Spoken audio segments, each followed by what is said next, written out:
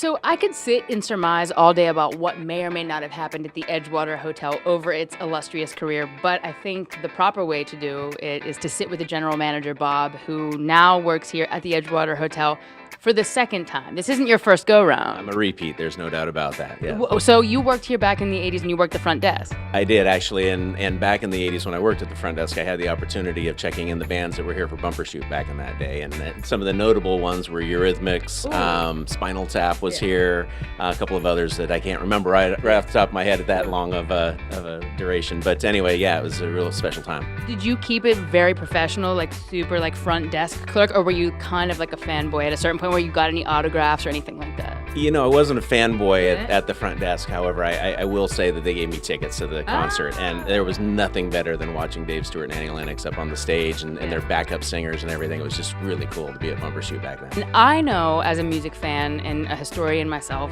and loving Seattle and the sound here, that the Beatles and Led Zeppelin have very distinct stories when it comes to the Edgewater Hotel. There's a famous picture of the Beatles fishing from out of a hotel room in 1964 during their first world tour.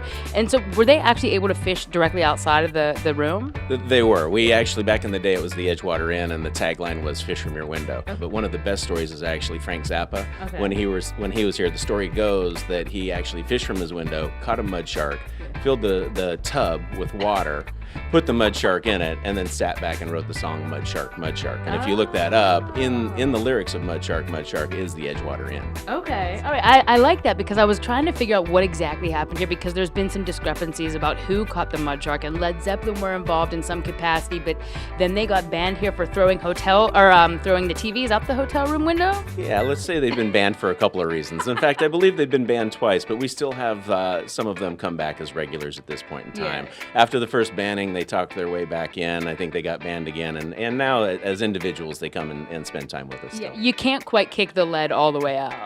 No, you're not that banned. True rock and roll fashion, I implore anyone to stay here. The legacy and the legends live on. I'd like to make some memories, so can I go throw a TV out of the Beatles suite? You can, but you know, back in the day when Led Zeppelin did that, we actually had a little card like your minibar card, and it told you how much it was going to cost if you did that.